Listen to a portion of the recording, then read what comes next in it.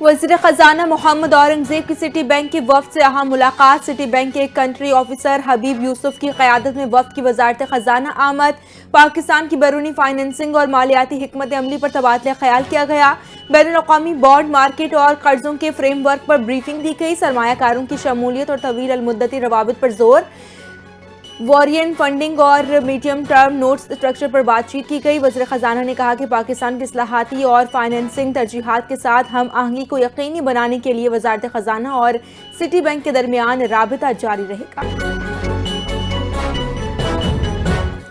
اسلام آباد میں F P سی آئی کے زیر اہتمام پاکستان میں شفافیت اور احتساب انڈیکس کی لانچنگ تقریب منعقد کی گئی۔ وفاقی وزیر منصوبہ بندی احسن اقبال کا تقریب سے خطاب، کہا کہ یہ سروے درست حقائق تک پہنچنے کے لیے کیا گیا ہے تاکہ پاکستان کی حقیقی کارکردگی کا صحیح اندازہ لگایا جا سکے۔ ایک منظم طریقے سے پاکستان کی پہچان کو نقصان پہنچایا گیا۔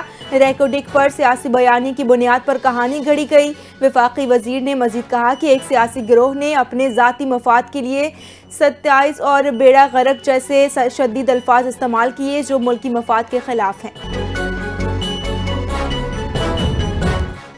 سعودی عرب اور پاکستان کے درمیان اعلیٰ سطحی اجلاس۔ پاکستان میں مقامی سطح پر ویکسین کی تیاری اور دو طرفہ تعاون پر تبادلہ خیال کیا گیا۔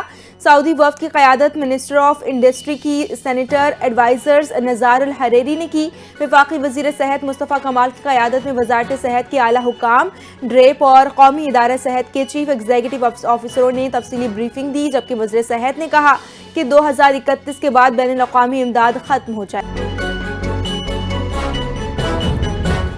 وفاقی دارالحکومت اسلام آباد میں انسداد پولیو مہم کا پہلا روز کامیابی سے مکمل۔ پہلے روز مجموعی ہدف کا 33% حصول۔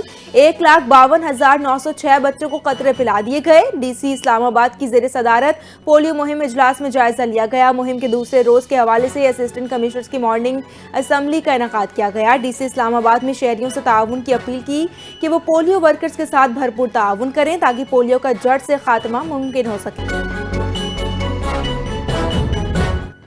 چیئرمین سینیٹ سید یوسف رضا گیلانی کا کمبوڈیا کا سرکاری دورہ۔ کمبوڈیا سینیٹ صدر ٹیچو بن سین کے ساتھ اہم ملاقات ہوئی۔ پارلیمانی تعاون اور سیاسی معاشی روابط پر تبادلہ خیال کیا گیا۔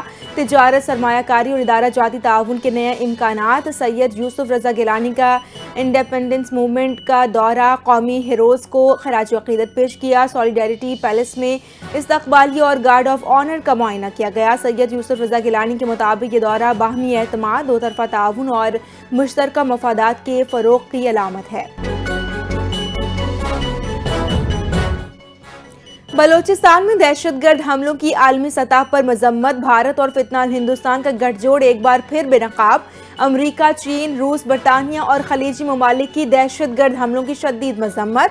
امریکی چارج ڈی افیئرز ناقابلی ناتالی بیکر نے کہا ہے کہ امریکہ دہشت گرد حملوں کی شدید مذمت کے ساتھ پاکستان کے ساتھ یکجہتی میں کھڑا ہے۔ راؤ عبدالکریم پنجاب کے نئے انسپیکٹر جنرل پولیس مقرر۔ نوٹیفیکیشن جاری۔ ڈاکٹر عثمان انور کو ڈی جی ایف آئی اے تعینات کر دیا گیا۔ موجودہ ڈی جی ایف آئی اے رفعت مختار کا تبادلہ کر دیا گیا۔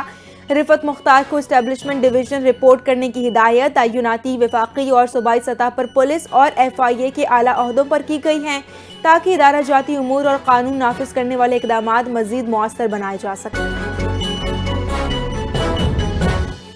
Commander Azerbaijan naval forces rear admiral Shaheen Mammadov Islamabad پہنچ گئے۔ پاک بحریہ کے چاق و چوبند دستے کی جانب سے گارڈ آف آنر پیش۔ کمانڈر ممدوف نے شہداء میموریل پر پھولوں کی چادر چڑھائی۔ Chief of the naval staff admiral Naveed Ashraf سے ملاقات کی۔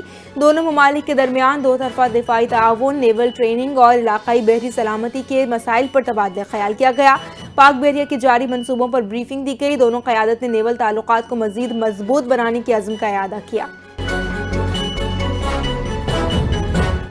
لاہور میں بسنت پر ایئرپورٹ سے ملحقہ علاقوں میں پتنگ بازی پر پابندی۔ ایئرپورٹ کے اطراف ٹیک آف اور لینڈنگ زون میں پتنگ اڑانا ممنوع قرار۔ نادر آباد، گلشن علیم کالونی، نشاط کالونی اور بھٹا چوک شامل ڈی ایچ اے کے blocks R S P and Q میں بھی پابندی عائد۔ الفیصل ٹاؤن، جوڑے پل اور ناجپورہ میں پتنگ بازی پر روک۔ لاہور میں 6 سے 8 فروری تک بسنت منانے کا اعلان۔ پتنگوں کی خریداری جاری۔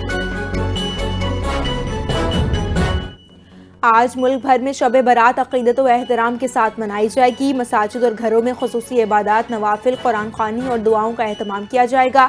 علماء کرام نے کہا ہے کہ شب برات کی رات رحمت و مغفرت سے بھرپور ہے۔ شب برات میں گناہوں کی معافی اور رزق و زندگی کے فیصلے لکھے جاتے ہیں۔